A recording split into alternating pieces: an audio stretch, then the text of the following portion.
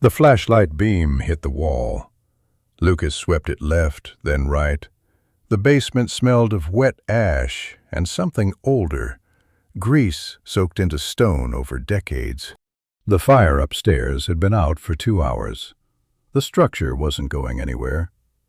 He'd told the team that when they'd packed up and left, and he'd told himself he was staying to walk the perimeter. He didn't look too hard at why that felt like a lie. The right wall had buckled inward. A beam had come down across the stairs, and the ceiling beyond it was open to the sky, or what passed for sky at 4 in the morning over this part of the city, which was the color of old copper and smelled the same. He moved the beam along the floor. Ash, pooled water from the hoses, a broken pallet, rat droppings older than the fire. His boots left prints in the gray slick of it, each step deliberate, unhurried. He'd walked burned buildings since he was 22. You learned not to rush. The floor that looked solid was sometimes the one that gave. He almost missed them. The light caught a reflection. Amber, low, close to the ground. Animal was his first thought, purely automatic, before his brain caught up and told him it was eyes. A person. 2 people. Something smaller between them. He stopped. His hand didn't tighten on the flashlight. That reflex had burned out of him long ago, replaced by something flatter and more useful. He just went still and waited to understand what he was seeing. The orc was a woman. She was sitting with her back against the far wall, one arm wrapped around a child, a boy, small, maybe 5, with a shock of black hair, and her other hand pressed flat over his mouth, not rough, just firm. The child wasn't struggling. He was watching Lucas with gray eyes that had already learned to be quiet. The woman's honey-colored eyes didn't move from Lucas's face. She wasn't hiding anymore. She'd been found, and she knew it. And she was waiting. That was the part that landed somewhere behind his sternum. Not the hiding, but the waiting. The particular kind of stillness that comes from expecting the worst and deciding not to flinch when it arrives. Behind her, half folded into the shadow of a fallen shelf, was a second orc. Younger, taller, even sitting. Her hair was cut short and uneven, like someone had taken a knife to it in a hurry, and she had a scar on her right cheek, a curved comma of raised skin. She was watching Lucas too, but differently. Her jaw was working like she was chewing on words, deciding whether to let them out. Lucas moved the flashlight beam down. The woman's left shoulder was wrong. The sleeve of her overalls had been torn away, and whatever was underneath, the skin, the tissue, was raw and pale pink in a way that meant it was newer than the fire last night.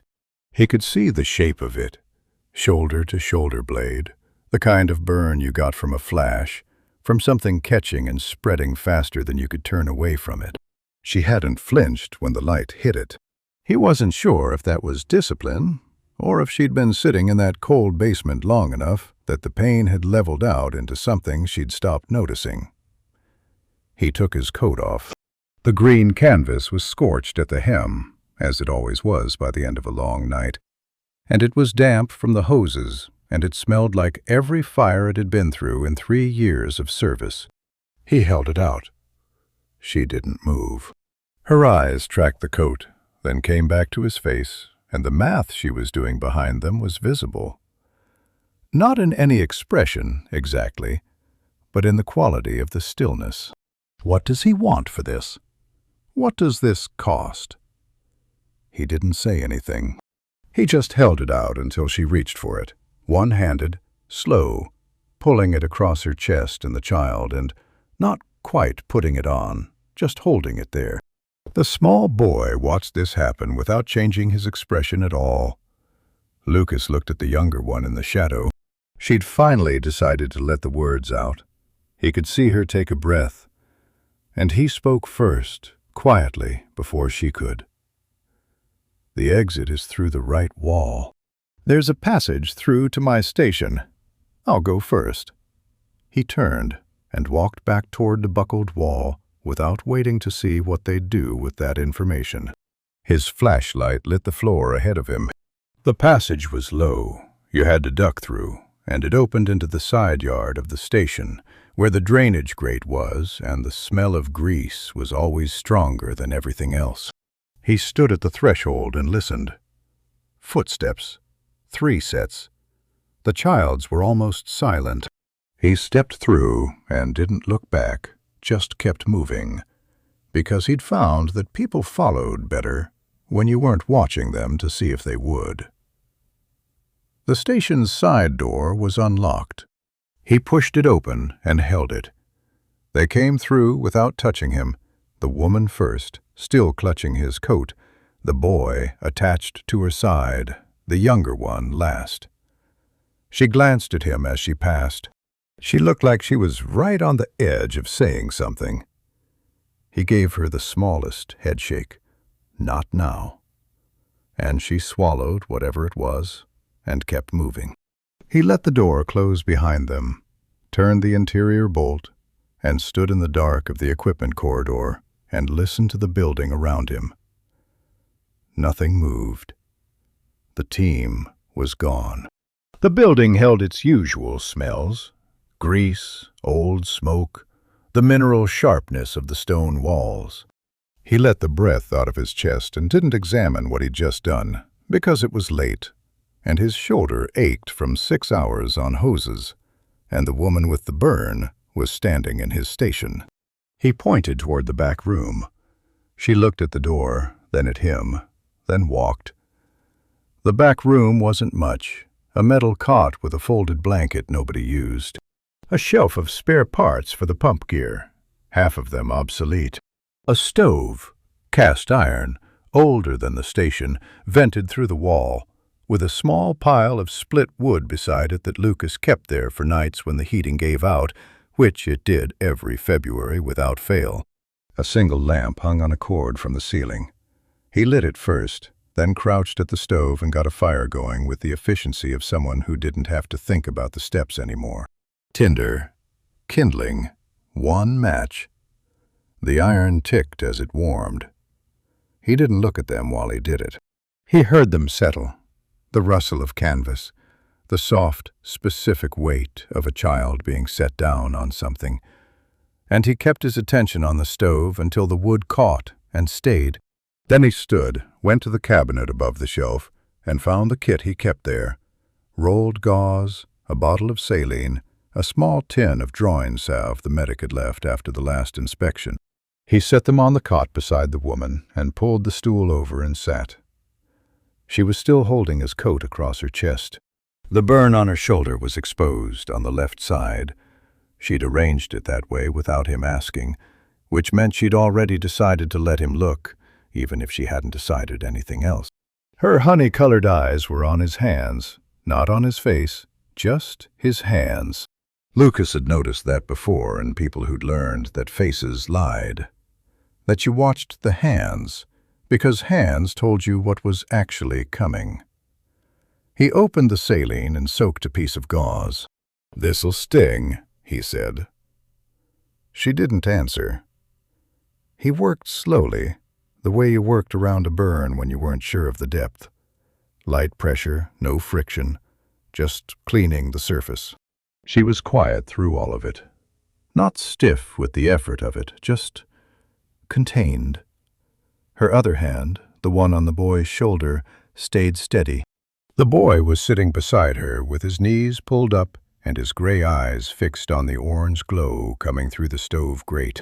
He looked like he'd been watching fires through grates for long enough that this one was just another. 2 years ago. Lucas looked up. The younger one was speaking. She was leaning against the wall near the door with her arms crossed. Canvas jacket, boots that didn't match, a bunch of small keys at her throat. And she was watching him work with an expression caught somewhere between suspicion and something that might have been relief trying to disguise itself. Her voice came quickly, like she'd built up pressure, and the words needed somewhere to go. "We worked at Halleck's plant, on the east side. The one that burned." Sarah was shift supervisor for the mechanical team. I was on shift too. 6 of us from our brigade were in the workshop when it went up. She paused. 3 got out. Lucas kept working. He already knew about Halleck's plant.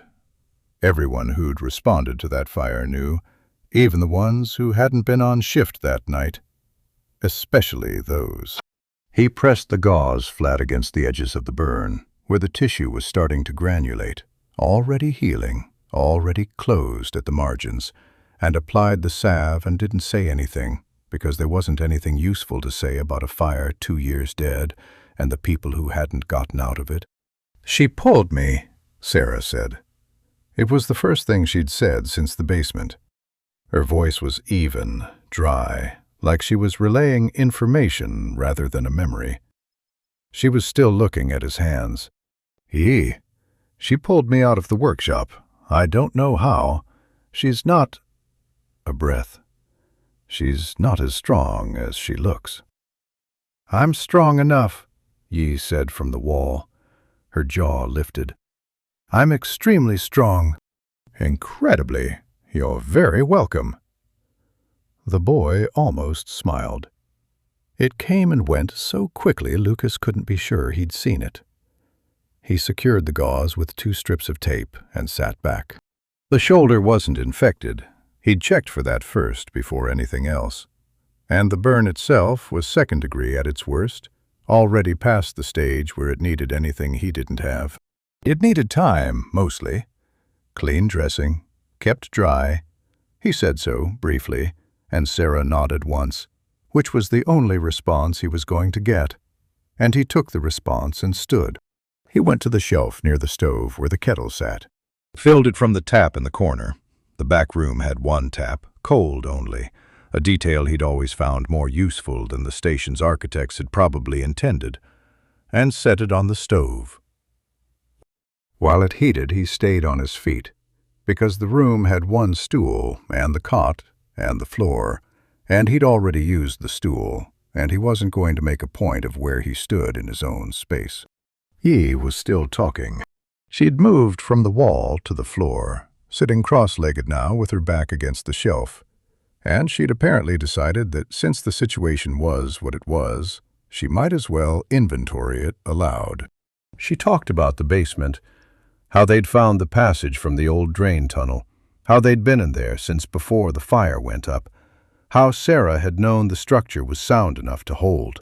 She talked fast, and not always in a straight line, and she stopped at odd moments to glance at Sarah, checking something, before picking up the thread again. It wasn't nervousness exactly, or it was, but it was the kind of nervousness that had learned to wear a talkative coat.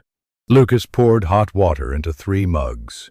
They were the station mugs, chipped enamel, identical, and set 2 on the cot near Sarah, and crouched in front of the boy and held the 3rd out. The boy looked at it, then looked at Lucas, then looked at the mug again. Lucas held it steady. The boy reached out with both hands, both small, bright green, with ash still in the creases of his knuckles, and wrapped them around the enamel and pulled it carefully to his chest. He held it the way you held something you weren't sure you'd get to keep. Lucas stood. Yi had gone quiet for the first time. She was watching the boy with an expression that was trying not to be anything in particular and not quite managing. Sarah had her eyes on the stove. The iron ticked. The wood shifted. Outside, somewhere above the roofline, the city was beginning its slow argument with dawn. The first gray sound of it, carts on cobblestones, a factory whistle 3 streets over starting its shift. In here, the lamp burned steadily on its cord, and the 3 of them held their warmth like it was borrowed, which it was. Lucas pulled his coat from Sarah's hands, gently, no resistance, and hung it on the hook behind the door.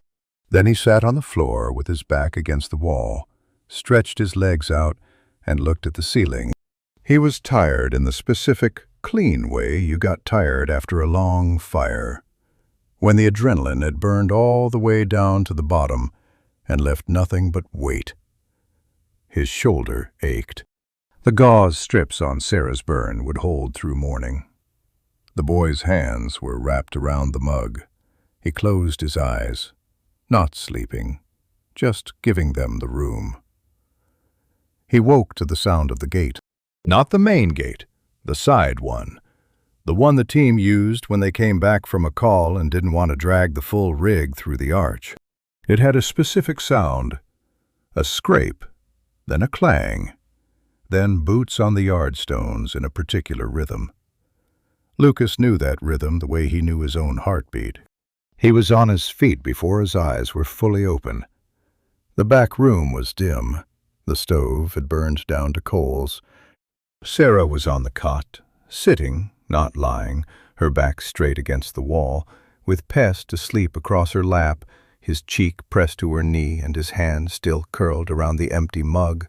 She'd covered him with the folded blanket from the foot of the cot. Yi was on the floor near the shelf, also asleep, her head tipped back and her mouth slightly open, and the bunch of keys at her throat catching the last of the stove's glow. She'd been talking when Lucas had drifted off. He hadn't noticed the moment she'd stopped. Sarah was watching him. She'd been awake then, or had woken when he did. Her eyes tracked him across the room. He put one finger up, wait, and she held his gaze for a moment like she was measuring the word, then looked down at the boy in her lap and didn't move. Lucas pulled the door closed behind him and crossed the equipment corridor in 4 steps, reaching the main floor just as the side door opened and the first of them came through. Doran first, carrying his helmet by the strap. Then Mace, who smelled like he always smelled after a night call, smoke and the particular sweat of sustained effort. Then Ron, last, pulling the door shut and turning the latch. They'd been at a warehouse fire on the far side of the district. A smaller one, called in at midnight, wrapped up before 4. Lucas could see it on them. The particular slump of a job that had been work, but not crisis, draining without being harrowing. Doran dropped into the chair by the board and put his helmet on the table and rubbed his face with both hands. Mace went straight to the kitchen alcove. Ron stood in the middle of the floor and looked around the station the way he always did when he came back to it. A slow, quiet survey, like he was taking inventory of what had changed in his absence. Ron was like that. He didn't miss things. "You stayed," he said, not a question. "Walked the perimeter on the warehouse site," Lucas said. "Structure was holding, but I wanted to be sure." All of that was true. He let it sit there on its own, without addition. Ron nodded once. He pulled off his gloves and tucked them in his belt. He was a broad man, Ron. Not tall, but built in the way that suggested his body had simply decided at some point not to waste space. And he had a face that gave very little away, which Lucas had always respected. He'd worked with him for 4 years. He trusted him in the way you trusted someone whose habits you understood completely, which was a specific and limited kind of trust, but real.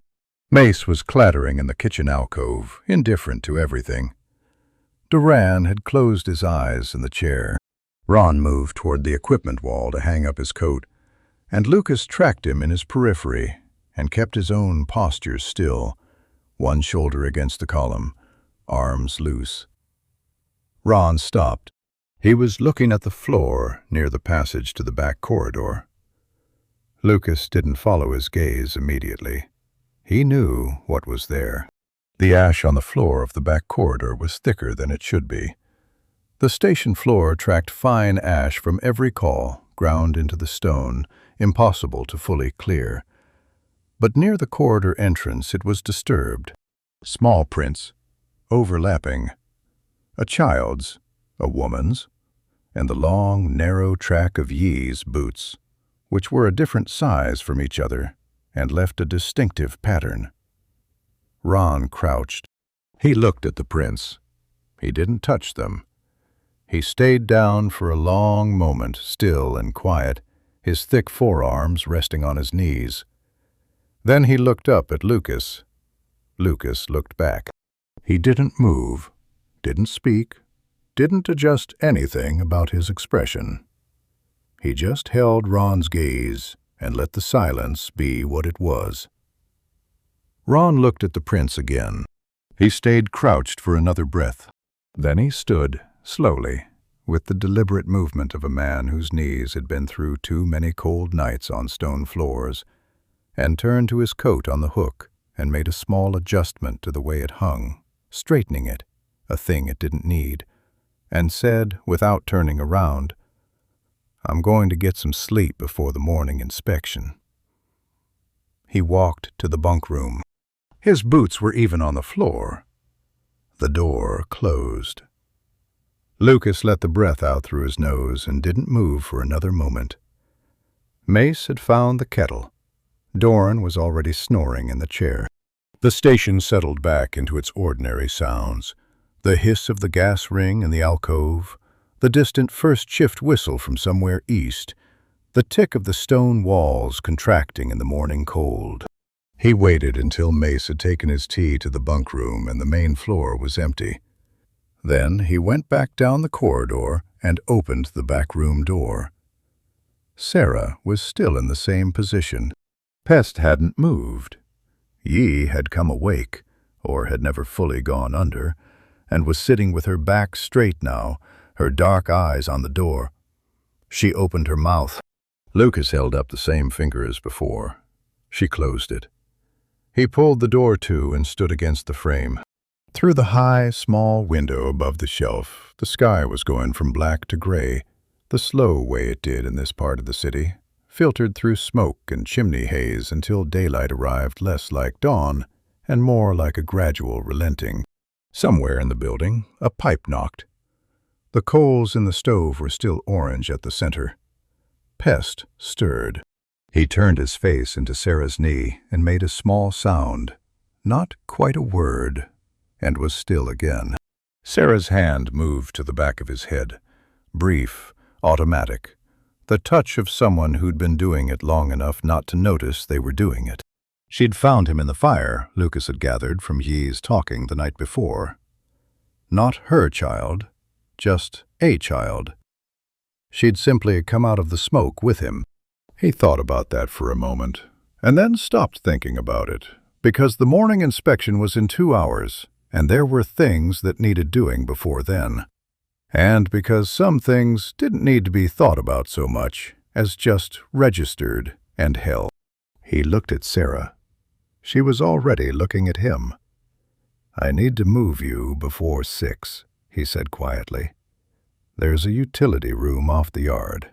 It's not on the inspection rotation. There's a lock on the inside." She looked at him for a long beat. Then she looked at Pest. Then back at him. "How long?" she said. "I don't know yet." She held his gaze, measuring again, and he got the sense that she was doing the same calculation she'd been doing since the basement, running the numbers on him, checking the math, not finding an error, but not fully trusting the answer either. He let her look. He wasn't going to give her a reason to trust him. That wasn't how it worked. She'd either decide or she wouldn't. She looked down at the boy. She shifted her weight and said quietly, "Yi, get up." Yi was already moving. The utility room had one advantage over the back room. The window faced the yard wall, not the street, and it was too high and too narrow to see through from outside. It had one disadvantage. It was smaller. A shelf of chemical canisters along one wall, a coiled hose on a hook, a drain in the center of the floor. Lucas brought the cot mattress through before the inspection and laid it against the far wall, and Yi had immediately sat on it cross-legged like she was claiming territory, and Pest had sat beside her and stared at the chemical canisters with the focused attention of a child who'd decided they were interesting. Sarah hadn't sat down. She stood near the door after Lucas pulled it to. He'd left it unlatched, just rested against the frame so she could open it from inside. And she stood with her arms at her sides and looked at the wall. Not at anything on it, just the wall. Lucas had noticed she did that sometimes. Went somewhere behind her eyes while her body stayed where it was. He'd come back after the inspection, when the team had filtered out for the afternoon shift change, and found her still standing. Yi had fallen asleep against the shelf with her head on her own shoulder. Pest was asleep on the mattress. Sarah had turned when the door opened, her hand moving toward her belt, toward where a tool would have hung if she'd had one, and stopped when she saw it was him. He brought food. Bread from the station kitchen, a tin of beans he'd heated on the gas ring, 2 more mugs of water. He set them on the shelf and sat on the upturned crate he'd brought in and said nothing, because there wasn't much to say that the food didn't already say better. She ate standing. She ate like someone who'd learned that meals were not guaranteed to last. Steadily, without waste, without the appearance of hunger, even though she was clearly hungry. Pest woke when he smelled the food and ate half a piece of bread with his eyes still mostly closed. Yi stayed asleep. It was in that quiet, beans, bread, the distant sound of the afternoon shift running the pump check in the yard, that Sarah said, "This is the same owner." Lucas looked up. She was looking at him now. Her honey-colored eyes were level. She spoke the way she did everything, without preamble, without hedging, just the fact set down in front of him like a tool on a workbench.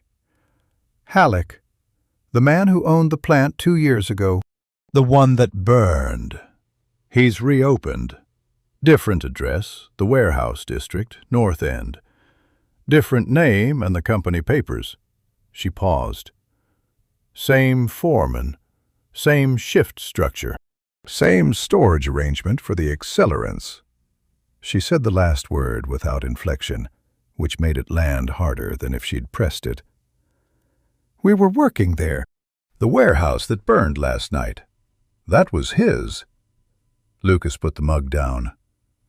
He went back through the night, the call coming in at 11, the warehouse on Cutter Street. The way it had gone up faster than a warehouse full of dry goods had any reason to. The particular color of the smoke. He'd noted it and filed it, and been too tired by the time the fire was out to pull the file back open. He pulled it open now. "The violations," he said. "Same as before. Accelerants stored against the load-bearing wall. Sprinkler heads painted over. They don't trigger until the heat's already past the point where they matter. The alarm relay runs through the foreman's booth before it hits the city line." She said it all from memory, flat and sequential, the way you recited things you'd repeated to yourself enough times that they'd worn grooves. "I reported it before the first fire, to the city inspector, to the district labor board. I have the dates." She touched her forearm, a reflex, touching something that wasn't there. No one answered. Lucas was quiet for a moment.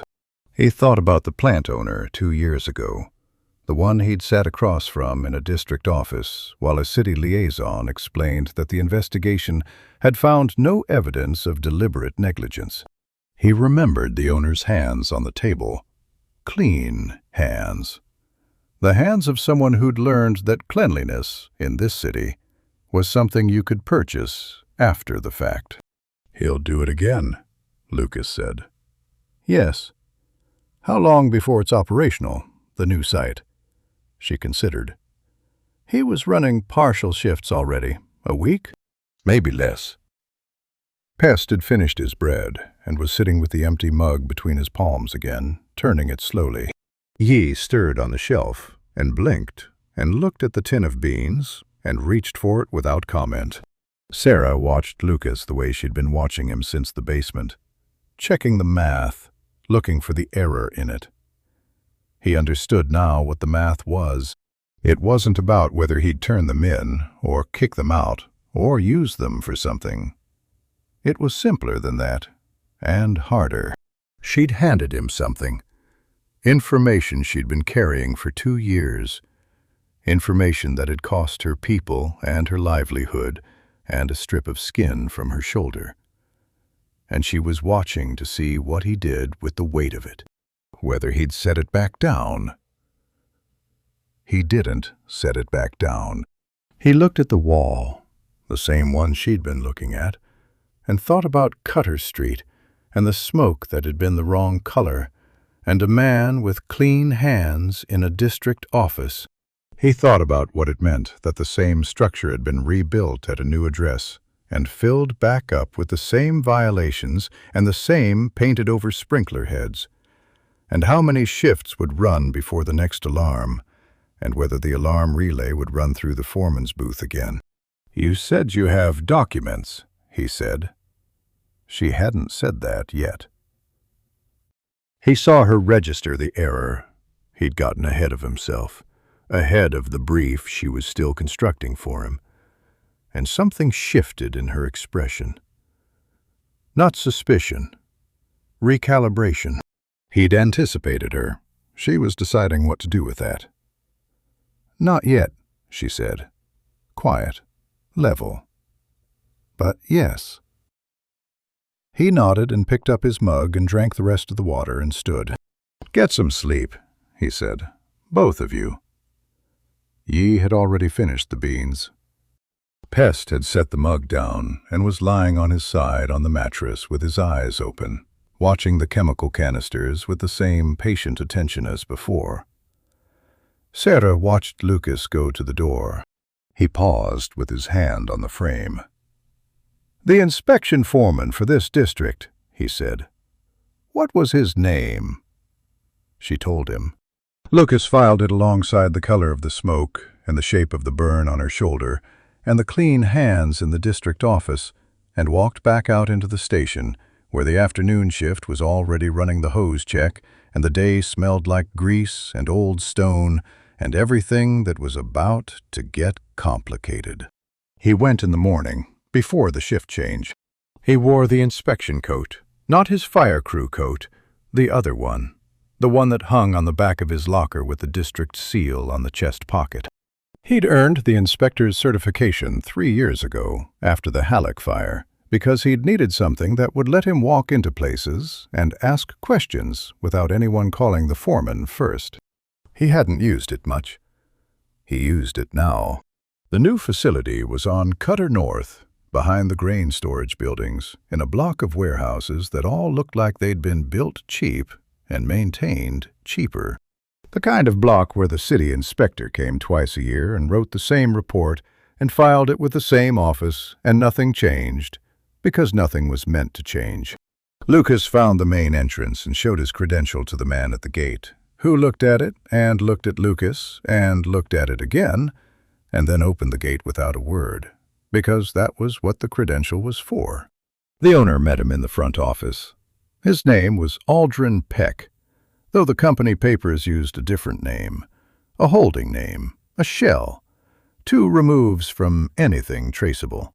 Lucas knew this because he'd spent the previous afternoon sitting on the floor of the back room with the station's district records open across his knees, while Sarah stood at the window and didn't help, and Yi read over his shoulder and occasionally said things like, "That one," and "No, the other column."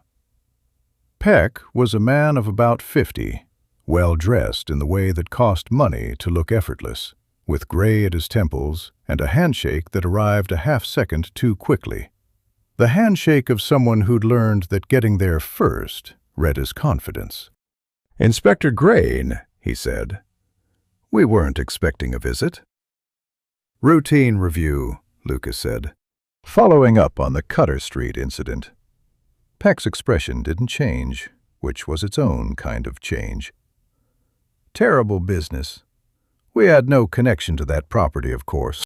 Different ownership entirely." "Of course." Lucas took out the inspection ledger and opened it. "I'll need to see the sprinkler certification, the accelerant storage log, and the alarm relay schematic." "Naturally," Peck gestured to a chair. "Can I offer you something while we wait for my clerk to pull the files?" Lucas sat. Peck sat across from him and crossed one leg over the other and smiled the way people smiled when they were managing a situation rather than participating in it. The office was warm. There was a painting on the wall behind Peck's desk. A landscape, mountains, somewhere that wasn't this city.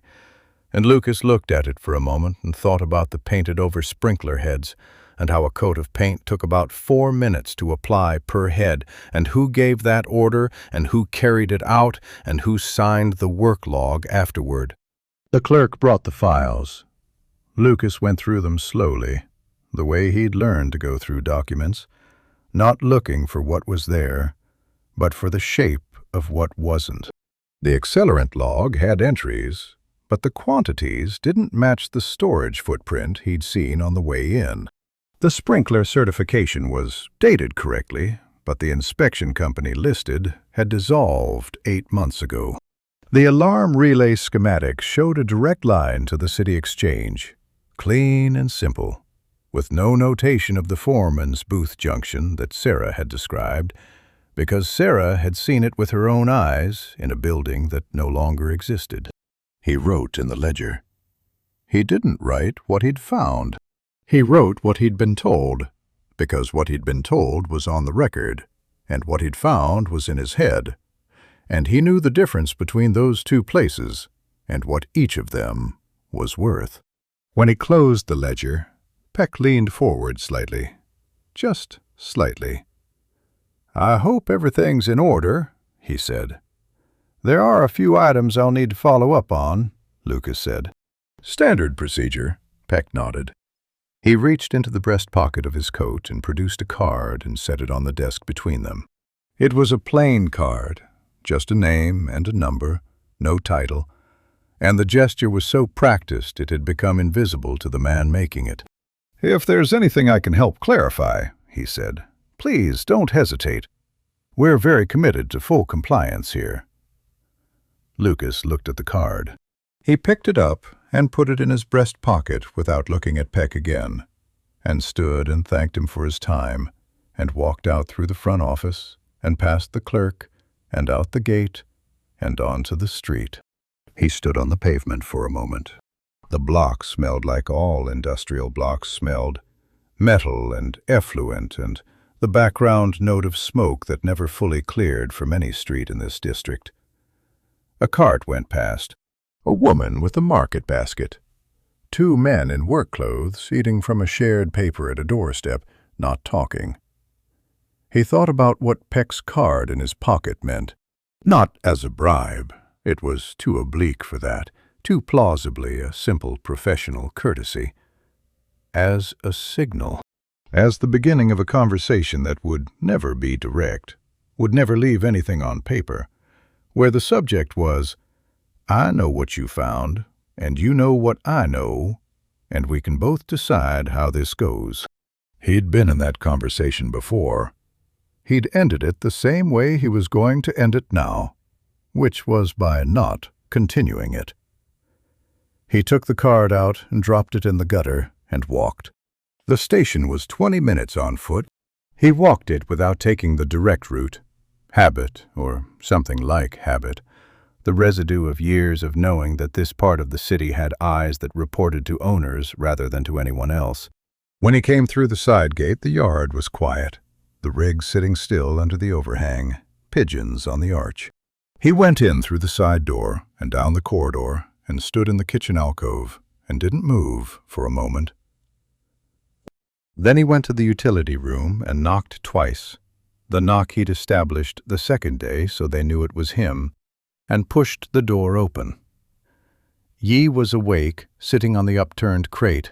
She took one look at his face and opened her mouth, and then, for once, closed it again without saying anything. Sarah was at the back wall. She turned. She read whatever was in his expression with the same efficiency she read everything, and she crossed the room to the shelf without a word and picked up the tin mug and filled it from the water canister and set it on the edge of the shelf in front of him. She didn't ask how it went. She didn't ask what he'd seen, or what Peck had said, or what he was going to do. She just put the mug there and stepped back and let him pick it up. And he picked it up and drank, and the water was cold and tasted like the canister, and it was exactly what he needed. Pest was on the mattress. He was drawing something on the stone floor with a piece of chalk Yi had found somewhere. A small figure, round-headed, with lines coming off it like rays. He didn't look up. There's something this story keeps returning to that I want to ask you directly. Sarah carried those documents for 2 years. 2 years of silence, of waiting, of watching the same machine rebuild itself at a new address. Have you ever held on to something that felt too heavy to carry and too important to put down? If you have, leave a comment. And if this story is landing somewhere in you, a like helps it reach the next person who might need it. Now, the door is about to open, and the man on the other side is not Lucas. The knock came at the main gate at midday. Lucas heard it from the equipment corridor. 3 knocks, evenly spaced, the knock of someone who'd practiced being official. He came through to the main floor and looked through the gate window before opening it. The man outside was alone. Mid-40s, broad through the shoulders, wearing a coat that was trying to look municipal without quite committing. He had a leather satchel and a clipboard, and the particular expression of someone who'd been sent somewhere to find something specific and had been told to look like he was doing something else. Lucas opened the gate. "District Compliance Office," the man said. He produced a card. Lucas looked at it. It was a real card. The district seal, a registration number. But the compliance office didn't do unannounced facility checks on fire stations. That wasn't their mandate. Lucas knew their mandate because he'd spent enough time filing against it to know its exact shape. "What can I do for you?" Lucas said. "Routine review, following recent incident activity in the district." The man's eyes moved past Lucas into the main floor. A quick sweep, not the sweep of someone checking fire safety compliance, but of someone establishing what was in the room. "I'll need to see your equipment logs, shift records, and any temporary accommodation documentation." "Temporary accommodation," Lucas said. "Standard post-incident protocol. Any individuals or parties sheltered on station premises following emergency response." He said it smoothly, without emphasis, the way you said things you'd been given to say and had practiced until they stopped sounding like what they were. Lucas stepped back from the gate and let him in. He'd had time to prepare for this. Not much, but enough. He'd heard the knock and taken the 30 seconds between the window and the gate to decide how to play it. Not to prepare a lie. Lies required consistency under pressure, and pressure was exactly what this man had been sent to apply. Instead, the tour. The full tour, systematic and slow. Every door opened without hesitation. Every log produced and paged through. Every room accounted for. The station had 12 rooms. 11 of them contained exactly what they were supposed to contain. The tour would take as long as the tour needed to take, and at the end of it, the man would have seen 11 rooms opened without resistance, and would have to weigh that against asking about the 12th. "Equipment logs are in the boardroom," Lucas said. "I'll take you through chronologically." He took him through chronologically. The boardroom first. Shift logs, call records, equipment maintenance sheets. Lucas spread them on the table and answered questions without hurrying and without elaborating. The man made notes. His eyes moved to the doorways when he thought Lucas wasn't watching. Lucas was always watching. The gear room. Racks of coats, helmets, tool sets, the pump gear in the corner. The man walked the perimeter, clipboard angled, checking things that didn't need checking. Lucas stood at the door and let him walk. the kitchen alcove, the bunk room. Both bays, both sets of lockers. The man opened two of them and looked inside and found gear and personal items and nothing else.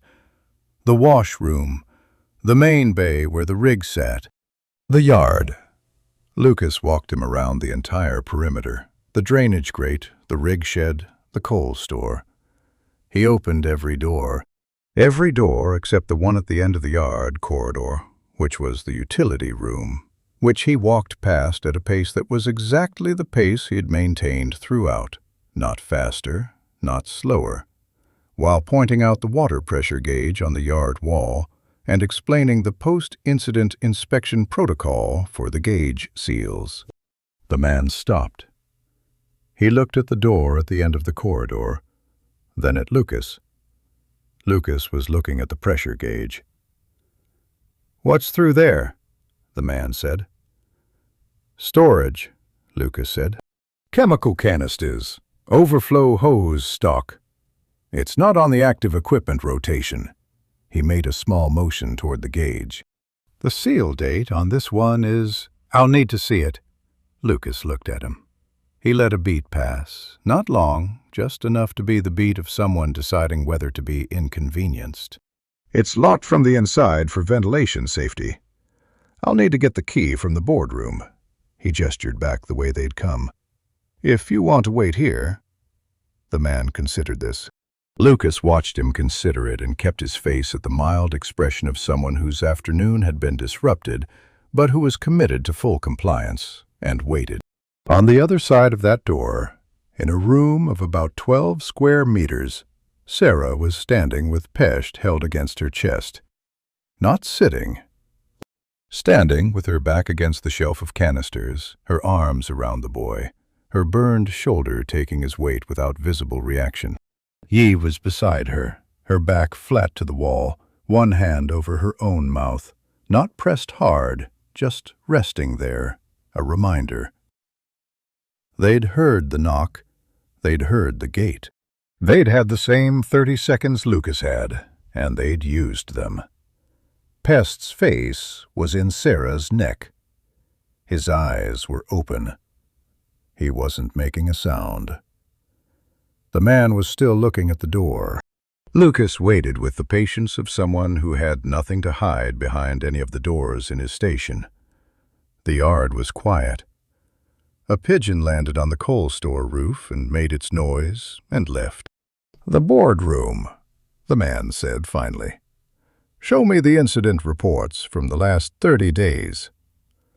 Lucas turned and walked back toward the boardroom without changing his pace. He heard the man follow. He did not look at the utility room door. He spent 40 minutes on the incident reports, 30-day call log, response times, equipment sign-out sheets, the post-incident structural assessment from the Cutter Street fire. He answered every question. He made tea on the gas ring without being asked and set a mug in front of the man, who drank it, which told Lucas something about how long this man had been doing this kind of work and how tired he was of it. At the end of the 40 minutes, the man closed his satchel. He stood. He looked at Lucas with an expression that was trying not to be what it was, which was a man who knew he hadn't found what he'd been sent to find, and was calculating what that was going to cost him with whoever had sent him. "I may need to return for a follow-up review," he said. "We're here every day," Lucas said. He walked him to the gate and opened it and watched him go down the street until he turned the corner, and then stood at the gate for another moment, listening to the city go about its afternoon. Then he went back to the utility room and knocked twice and pushed the door open. Sarah was still standing. She'd lowered Pest to the floor, and he was sitting at her feet, leaning against her shin. Yi's hand had come down from her mouth. She was exhaling slowly through her nose, the deliberate exhale of someone who'd been holding everything very still for a very long time. Sarah looked at Lucas. The math in her eyes had shifted. Not resolved. She wasn't the kind of person whose math resolved quickly, but the variable had changed. He'd walked a man through 11 rooms and past the 12th without hesitating, and she'd been on the other side of the door while he did it. And she knew exactly what that had required and what it had risked, and she was looking at him now with the expression of someone recalculating from a new position. She didn't say anything. Neither did he. Pest looked up from the floor at Lucas. Then he reached out and picked up the chalk from beside the mattress and went back to his drawing on the stone. The round-headed figure from before, with the lines coming off it. He added a smaller figure beside it now. Same shape, same lines. Yi let out a breath that was almost a laugh, pressed it back, and sat down on the cot mattress with both hands over her face. The afternoon held them all in the small room, with the smell of chemical canisters and old stone. And the city went on outside the high window, and no one said anything about what had just happened, because there wasn't a word for it that was the right size. Part 7. He woke at 2 a.m. to an empty station. Not empty. Doran was in the bunk room, asleep. Ron, too, probably. But the main floor was dark, and the yard was quiet, and the particular quality of silence that settled over the station after midnight had settled. The kind where you could hear the building breathe. Lucas had been sleeping on the cot in the back room since the first night, giving the utility room to the three of them, and he lay there for a moment in the dark and counted the sounds. Duran's breathing through the wall, the tick of the stone, a cart somewhere 2 streets over. He counted 4 sounds. There should have been 5. He was out of the cot before he'd finished the thought. Down the corridor, past the boardroom, into the yard. The utility room door was closed. He tried it, unlocked the way he'd left it so they could open it from inside. He pushed it open. Yi was not on the mattress. Sarah was there, sitting up, already awake, already looking at him with an expression that told him she'd noticed the same absence and had been sitting with it for longer than she wanted to admit. "How long?" he said. She looked at the window. The sky through the high glass was the particular black of 2 a.m, not yet thinning. "Not long," she said. Then, quieter, she couldn't sleep. Pest was curled beside her, deeply under, his chalk-dusty hand near his face. Lucas was already back in the corridor, already pulling his boots on, already going. He went out the side gate and turned right toward the block where the street opened up. Yi wouldn't have gone left. Left was the factory district. Too much activity, even at night. Too many of Peck's people moving between sites. Right was the residential edge. Narrower streets, less light. He moved quickly and didn't run because running at 2 a.m. drew attention, and attention was the problem they already had. He found her in the 3rd alley off the main street. She was backed against the wall, not cowering, nothing like that. She was standing with her shoulders square and her chin level, and there were 3 men in front of her. Work coats, heavy boots, the look of men who'd been given a task and had found it easier than expected. One of them was talking. Lucas couldn't hear the words from the alley entrance, but he could hear the tone, which was the tone of someone enjoying the distance between what they could do and what she could do about it. He took 3 steps into the alley and stopped. Yi was talking. He'd heard her talk before, the fast, pressured stream of it, the way she moved from subject to subject without apparent logic, but this was different. This was deliberate. She was talking directly to the man in front of her, looking at him with her dark eyes steady, and she was talking about him specifically. Not about the situation, not about herself, about him. His coat, which had a repair on the left elbow that suggested he'd had it a long time. The way he was standing, weight on the back foot, which she said meant he'd hurt his knee at some point and it hadn't healed right. She said it conversationally, without aggression, as if she were telling him something about himself he might find interesting. Then she moved to the man on the left, something about the calluses on his hands and What work made calluses in that particular place? Then the third. By the time Lucas had walked the length of the alley, the first man had taken half a step back. Not retreating, just repositioning. Yi hadn't raised her voice once.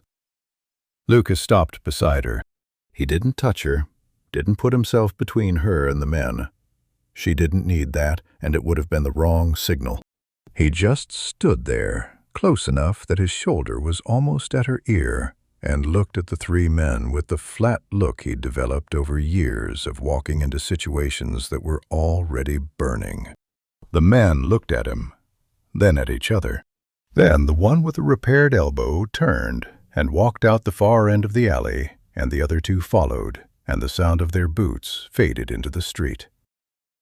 Yi let out a breath. It was the first indication she'd given that any of that had cost her anything.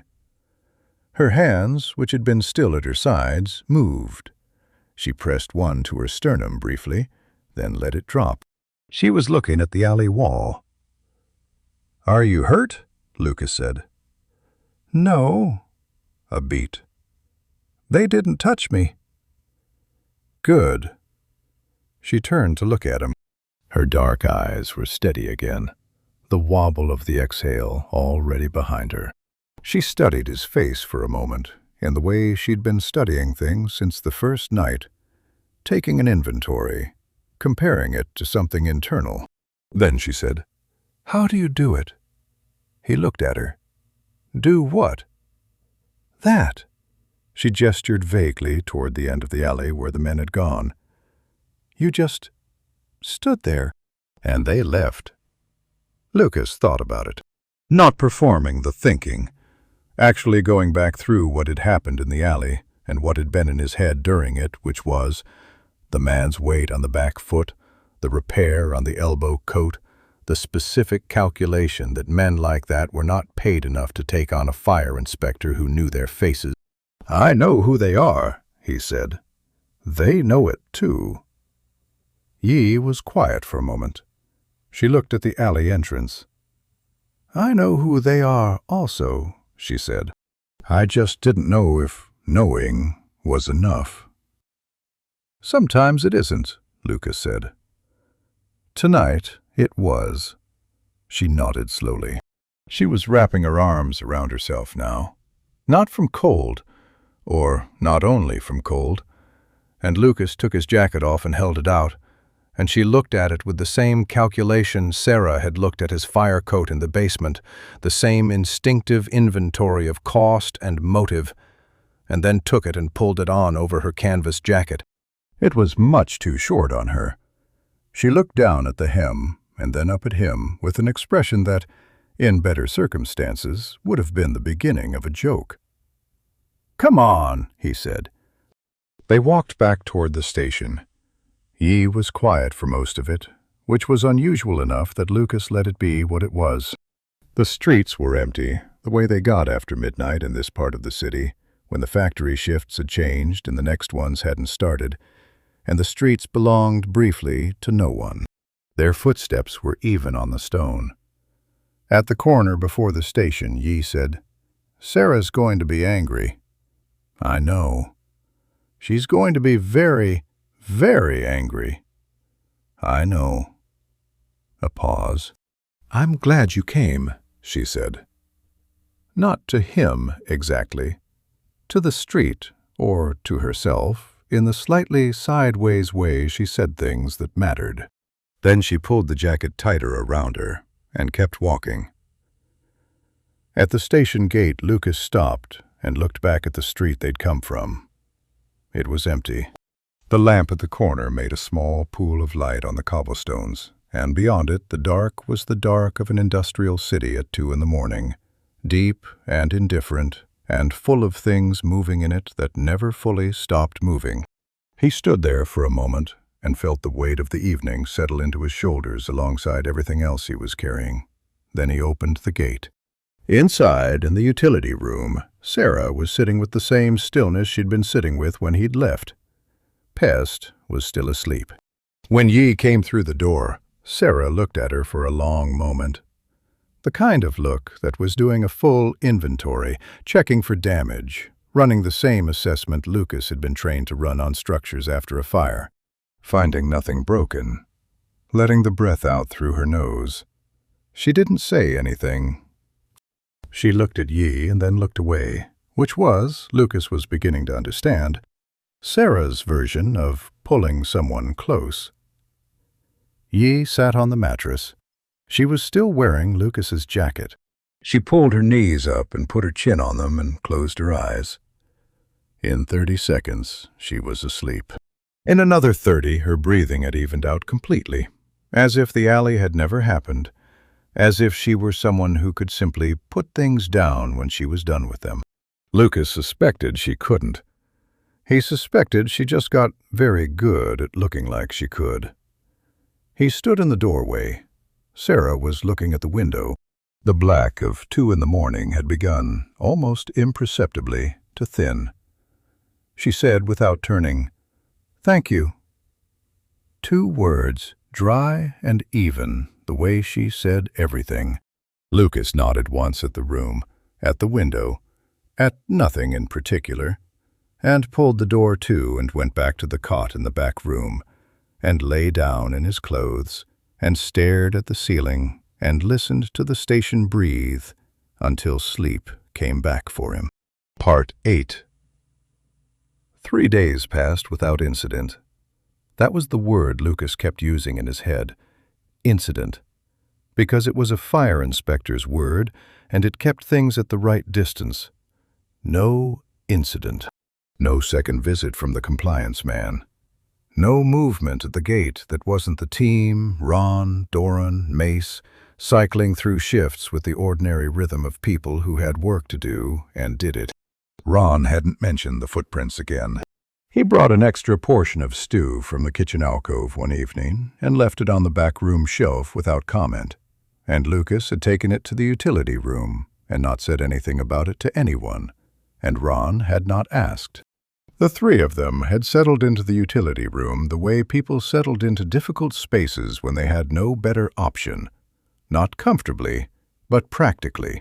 Yi had reorganized the chemical canisters by size along the far wall without being asked, which had given them another meter of floor space. Pest had finished his chalk drawing and started a second one. A row of small figures, round-headed, with lines coming off them like rays, each one slightly different from the last. Sarah had taken apart one of the spare pump fittings from the shelf, a corroded elbow joint that had been sitting there for years awaiting disposal, and was cleaning it with a strip of her torn sleeve and a technique that suggested she could have done it in the dark. Lucas watched her do this for a while on the evening of the 3rd day. He'd come in with bread and a tin of salt fish, and she was sitting cross-legged on the mattress with the joint in her lap and the strip of cloth moving over it in slow, methodical circles. The burn on her shoulder was healing. The skin at the edges had gone from raw pink to the dull rose of tissue closing over itself, and she'd stopped unconsciously adjusting her position to protect it, which was the clearest sign he had. "You don't have to do that," he said. She looked at the joint. "It's corroded." "It's been corroded for 2 years." She kept cleaning it. "Then someone should have done this 2 years ago." He sat on the upturned crate and opened the tin of fish and set it on the floor between them. Yi took a piece without looking up from the knot she was working out of one of her bootlaces. Pest crawled over from his drawing and took a piece and crawled back. Sarah took one, ate it, kept working the cloth over the joint. After a while, she set the cloth down. She looked at the joint, cleaned now, the metal showing through, and set it on the shelf and looked at her hands. She had mechanic's hands, broad across the palm, with the particular callus pattern of someone who worked with tools that required sustained grip. She had a scar across 3 knuckles of her right hand that Lucas had noticed on the first night and hadn't asked about. She said, "I have the documents." Lucas looked at her. She reached down to the hem of her overalls, the left leg below the knee, and worked the fabric with her fingers until a seam separated. Not torn. It had been opened deliberately, at some earlier point, and reclosed in a way that looked intact until you knew to look for it. She reached inside and drew out a folded packet, dense and flat, perhaps 20 sheets of paper compressed and wrapped in a strip of oilcloth. She set it on the mattress between them. Lucas didn't pick it up immediately. He looked at it. The oilcloth was worn at the edges, carried for a long time, handled many times. The surface darkened with the particular grime of being close to a body through heat and cold and work. He thought about what it meant to carry something like this in the lining of your clothing for 2 years. Not as a metaphor. Practically, the weight of it against your leg through every shift, every day, every fire, sewn into the hem so it wouldn't shift. He picked it up and unfolded the oilcloth and opened the papers. They were not clean. They were not official records or printed reports. They were handwritten logs, carbon copies of internal shift reports, a folded schematic that had been drawn in pencil and then traced over in ink. Some of the pages had brown at the edges from heat, and one had a water stain across the lower third that had blurred the ink but not destroyed it. Lucas turned through them slowly. The logs were shift records from Halleck's original plant, the one that had burned 2 years ago, in Sarah's handwriting, which was small and even and showed the influence of someone who'd learned to write in conditions where paper was limited. The chemical storage quantities, recorded daily for 6 weeks before the fire. The sprinkler inspection dates and the name of the foreman who'd signed off on them, which was the same foreman currently working Peck's new facility. A copy of the internal maintenance request Sarah had filed 3 weeks before the fire. Accelerant storage repositioning signed by her, stamped received, and the single-line response from management also stamped, which said, deferred to next quarterly review. Lucas read that line twice. There was a folded letter at the back of the packet. He opened it. It was addressed to the City Labor Board in Sarah's hand, dated 5 days before the fire. It listed the violations. It listed the previous maintenance request and the response. It requested urgent inspection. At the bottom, in different ink, a later edition. No response received as of, and then a date that was 2 days before the fire. He sat with the papers across his knees for a long time. The lamp burned on its cord. Yi had stopped working at her bootlace and was sitting with her arms around her knees, watching him. Pest had put down his chalk and was lying on his back on the mattress, looking at the ceiling with his gray eyes open. Sarah was watching Lucas's face, not his hands this time. His face. He understood why. What he did with his face in the next moment was going to tell her something she'd been waiting 2 years to know. Not about him specifically, but about whether it was possible in this city for the right people to see the right documents and do anything other than file them in the same drawer where all the other right documents had been filed. He'd seen her careful with hope before. He was watching her be careful with it now. He folded the papers back into the oilcloth. He did it slowly and precisely, the way he handled things he intended to keep intact. He held the packet for a moment, feeling the weight of it. Lighter than it should have been. For 2 years and 6 lives and a street full of ash. "I know a journalist," he said. "He's covered the District Labor Board for 4 years. He's been looking for something on Peck, the holding structure, the shell companies, but he hasn't been able to get inside the operational records." He looked at the packet. "This is inside." Sarah was quiet. The calculation behind her eyes was running, and he let it run, and didn't try to speed it up or steer it. "If you give these to a journalist," she said, "they become public." "Yes." "Peck will know where they came from." "He'll suspect. He won't be able to prove it without admitting what the documents show." Another silence. Yi had unfolded slightly. Her arms had loosened from around her knees, and she was watching Sarah with the careful attention of someone who knew better than to speak into this particular quiet. Sarah looked at the oilcloth packet in Lucas's hands. She looked at it for a long time. Then she looked at Pest on the mattress, at his open gray eyes on the ceiling, at the chalk dust on his hand, at the small figures in a row on the stone floor behind him, each one with its lines like rays. He hadn't looked at any of them. He was watching the ceiling with the patience of a child who'd learned that the important things happened when adults thought he wasn't listening. Sarah looked back at Lucas. "How long have you known this journalist?" she said. 7 years. "Do you trust him?" Lucas thought about it, honestly. "I trust what he does with information. He doesn't protect sources. He publishes everything. It won't stay quiet."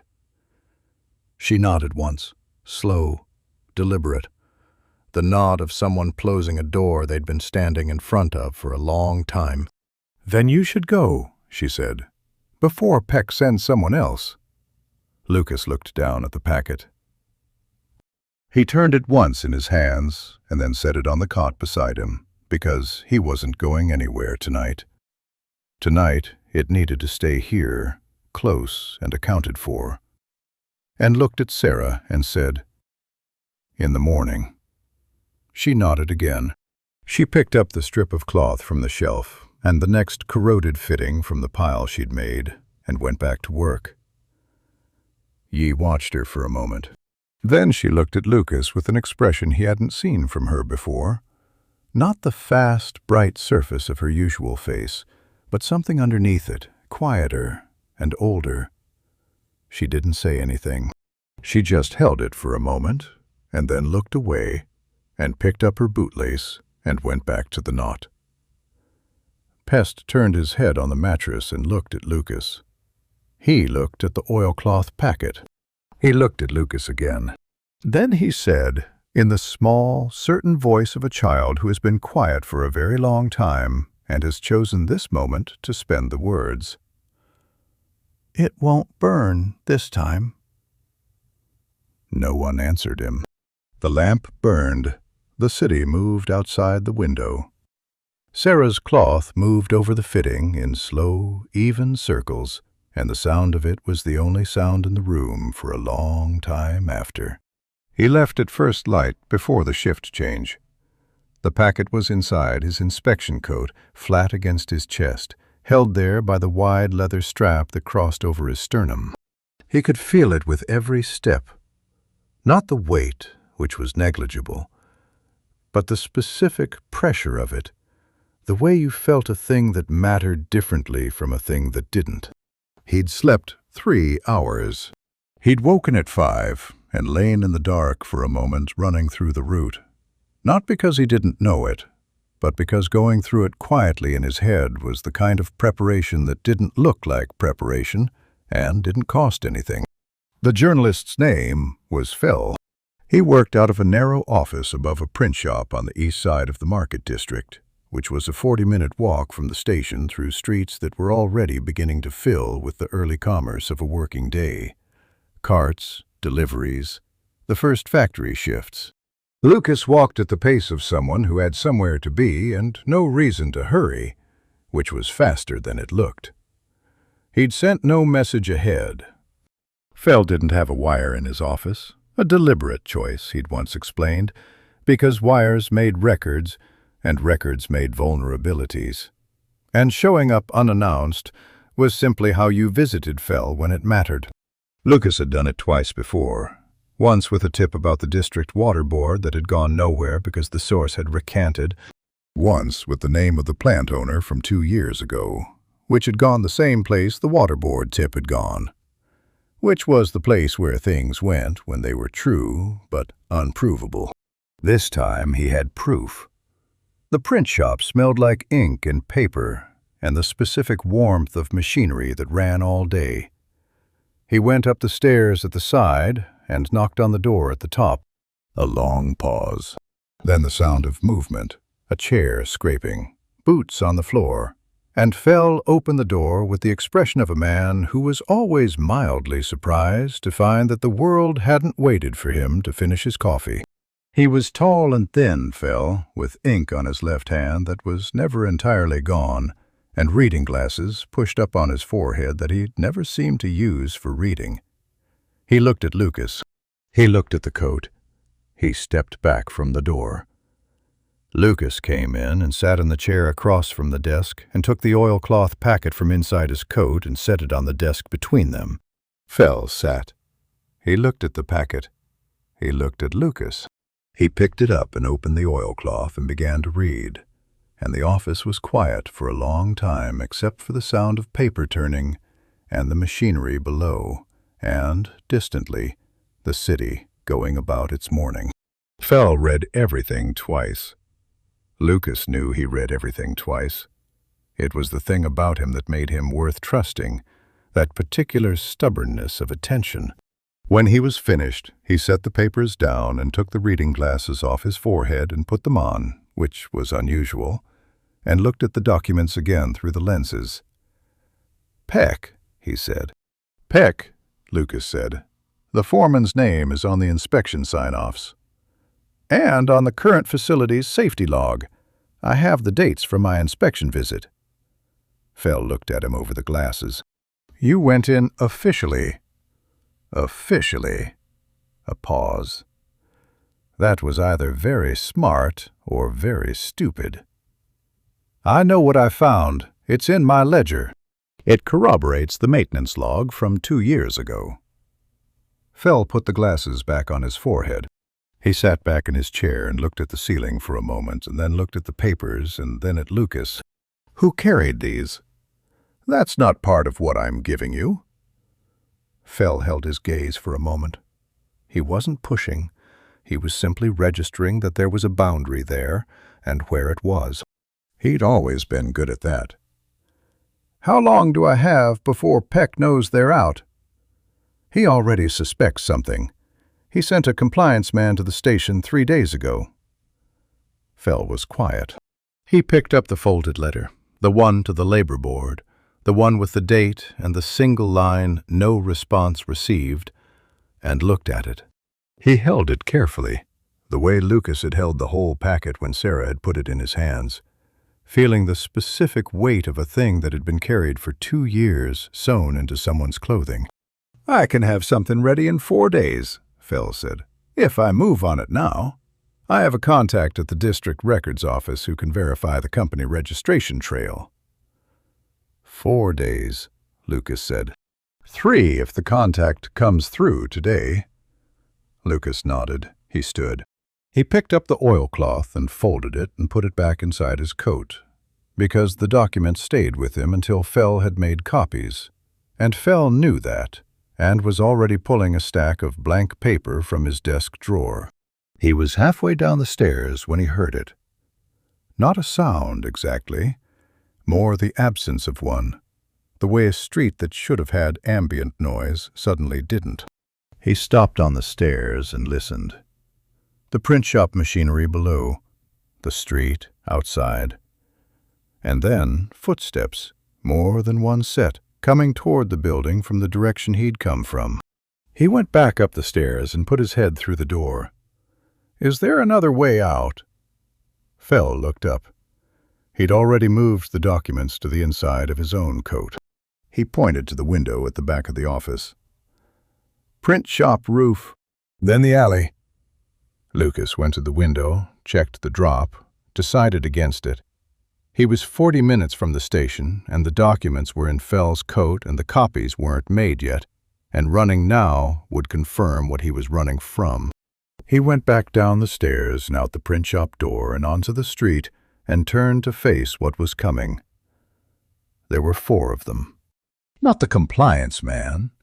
These were different, broader, with a particular walk of men who'd been told that this time words weren't the primary tool.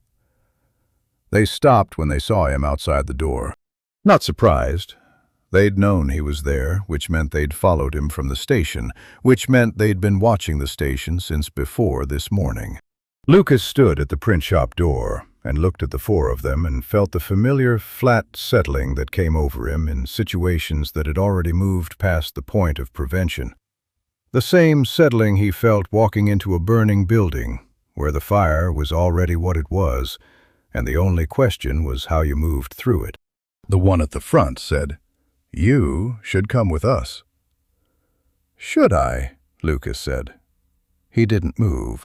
He stood with his weight balanced and his hands at his sides and looked at the four men and thought about the documents inside Phil's coat and the 40 minutes back to the station and the four of them between him and both of those things, and he didn't move.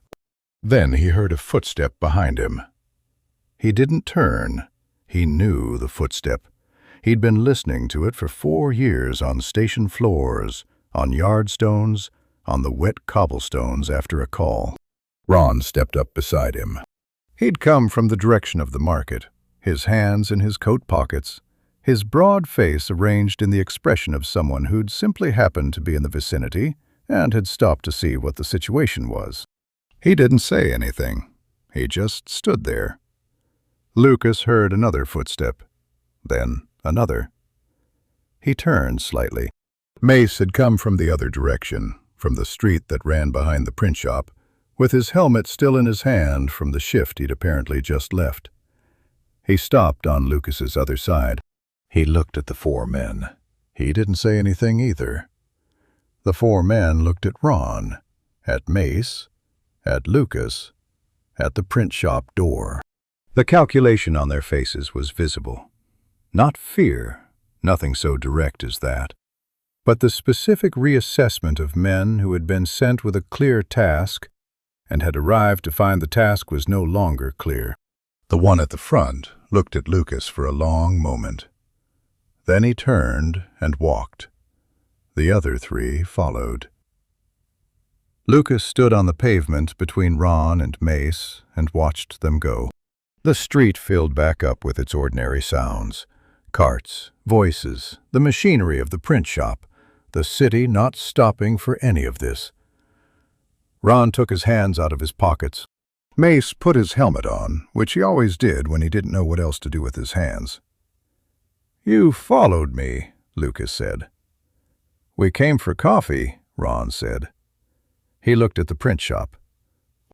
"There's no coffee here, apparently." Lucas looked at him. Ron's face gave nothing. Mace was looking at the corner where the four men had gone, with the expression of someone filing away information he might need later. "Ron," Lucas said. "The footprints," Ron said quietly. "I've been doing this job for 16 years. I know what footprints mean." He paused. "I know what that fire meant 2 years ago. We all do." He looked at Lucas steadily. "We just didn't know someone had kept the paperwork." Lucas held his gaze. There was nothing to say to that would be the right size. So he said nothing. They walked back to the station together, the three of them, through the morning streets, and no one came after them. The article ran on the 4th day. Fell had moved fast, faster than 3 days, faster than 4.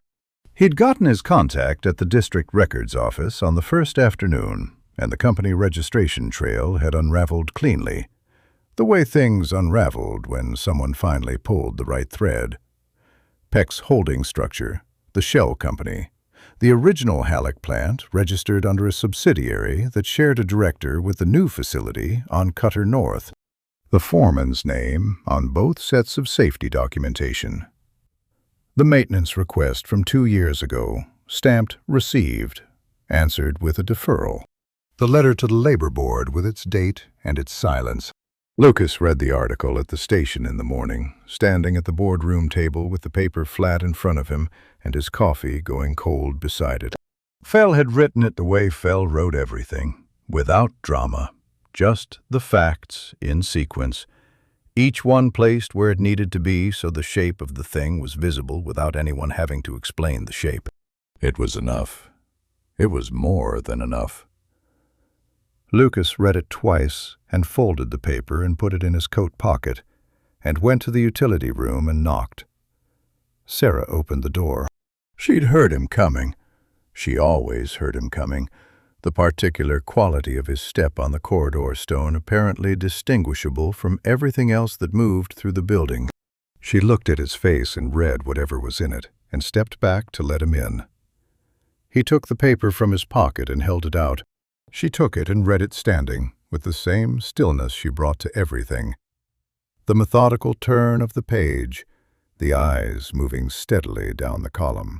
Yi came to read over her shoulder, which involved bending significantly, and read faster, and by the time Sarah reached the bottom, Yi had finished and was standing with both hands pressed flat over her mouth. Sarah folded the paper. She held it for a moment. Then she set it on the shelf beside the cleaned pump fittings and looked at the wall. Pest was sitting by his drawings, which now covered most of the floor space he could reach from the mattress. Rows of small round figures with their radiating lines, a city of them in chalk on the station stone. He hadn't looked up when Lucas came in. He looked up now, at Sarah's face, and then at Lucas, and then went back to his drawing without comment. "Peck was charged this morning," Lucas said. "The district prosecutor's office." Fell had them on the article before it ran. They'd been building a file on the shell structure for 2 years, but didn't have the operational documentation. He paused. "They have it now." Sarah nodded, once. "It's not finished," he said, because she needed to know that, and he wasn't going to dress it as something cleaner than it was. "The charge takes time. There'll be hearings. He has lawyers, good ones. But the documents are in public record now. They can't be unfiled." "I know how it works," Sarah said, not sharply, just accurately. He nodded. He did know she knew. He'd said it anyway because saying it was part of not pretending. Yi had taken her hands from her mouth. She was looking at the paper on the shelf with an expression that was trying to contain something too large for the room, something that had been compressed for 2 years into the space behind her ribs and was now, incrementally, releasing. Her eyes were bright. She wasn't going to cry. He didn't think she was someone who cried easily, or perhaps at all. But whatever the thing was that was releasing, it was visible in the quality of her stillness, which was new. Yi was never still. They left before dawn the next morning. Lucas had known it was coming. Sarah had told him 2 days earlier, quietly, while Yi was asleep and Pest was sitting in his corner with the chalk. She'd said, "When the article runs, we move." Not because the station wasn't safe, but because safety wasn't a permanent condition, and she'd learned not to treat it as one. They needed to be somewhere the connection between them and the documents couldn't be followed and used. Lucas had nodded and not argued, because she was right and he knew she was right, and because arguing would have meant asking them to stay for reasons that were his rather than theirs. He walked them to the turnoff at the end of the industrial block, the point where the station's street met the wider road that ran north out of the district, toward the part of the city that thinned into smaller buildings and eventually into something that wasn't city anymore.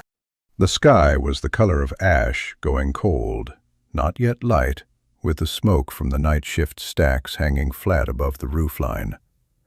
His breath showed in the air, so did theirs. Yi walked beside him for most of the block. She talked. She'd been talking since they'd left the utility room, a steady, low stream of it, not nervous this time, but something different. The talking of someone filling a space before it became a silence she'd have to carry. She talked about the cleaned pump fittings which she'd left stacked on the shelf. She talked about the chalk drawings which Pest had looked at for a long time before leaving them on the floor, apparently satisfied that they were finished. She talked about the boots of different colors she was wearing, and how she'd found the left one near the gate of the old plant the morning after the fire, and the right one she'd had for 3 years before that, and they were nearly the same size. At the corner, she stopped talking. She turned to Lucas and looked at him for a moment, the full inventory, one last time, and then stepped forward and put her arms around him. She was tall enough that his chin fit against her shoulder, which was not a configuration he'd expected. She held on for a count of 3, and then stepped back and picked up her bag and kept walking without looking back, which he understood was the only way she was going to manage it. Pest walked past him next. He stopped and looked up at Lucas with his gray eyes, direct and serious in the way he looked at things that mattered. Then he reached out and put his small hand flat on Lucas's wrist, just for a moment, just the pressure of it, and walked on after Yi. Sarah stopped last. She stood in front of him, and he stood in front of her, and the sky was lightening imperceptibly above the roofline, and neither of them said anything, because what there was between them had been built out of doors opened in the dark, and mugs of water, and documents sewn into a hem, and a man walking past a door without hesitating, and none of that translated into words that were the right size. She reached up with her right hand and unclasped the bracelet from her wrist, the copper wire with the small gears worn to a shine at the clasp from long handling. She set it on the iron railing at the corner, set it there precisely, deliberately, the way you placed a tool when you were done with it and someone else might need it. Then she turned and walked. She didn't look back. She walked the way she did everything, straight, without adjustment, as if the direction she'd chosen was the only one that had ever existed. Lucas watched the 3 of them reach the bend in the road, and Yi's asymmetric hair above the line of her collar, and Pest's small figure between them, and then the bend took them, and the road was empty. He stood at the railing. The bracelet was on the iron, the copper dark against the gray paint, the small gears catching nothing in the flat pre-dawn light. He looked at it for a long time. Long enough that the sky shifted by a degree. Not dawn, not yet, just the city deciding that night was finished with it. Somewhere behind him a factory whistle started the first shift. Smoke rose in a straight column from a stack 2 streets over and then bent at the top where the wind caught it, heading north. He picked up the bracelet. It was lighter than it looked. The wire was warm from her wrist. He turned it once in his fingers and felt the small gears, each one catching on the next, and stood at the corner of the empty road with the city starting up around him and the smoke going north and the bracelet in his palm. He didn't put it on. Not yet. He closed his hand around it and stood there a moment more, listening to the city fill with its ordinary sounds, and then turned and walked back toward the station. There's something I keep thinking about. Sarah carried those documents for 2 years, not as evidence, not as a plan, just because putting them down would have meant accepting that no one was coming. And Lucas picked them up, not because he was certain it would work, but because he couldn't put them down either. If this story found you, if any part of it landed somewhere real, leave a like or a comment or just a word. It helps the next person find it. And if you want to know what happens in the next story from this world, subscribe. The gates open.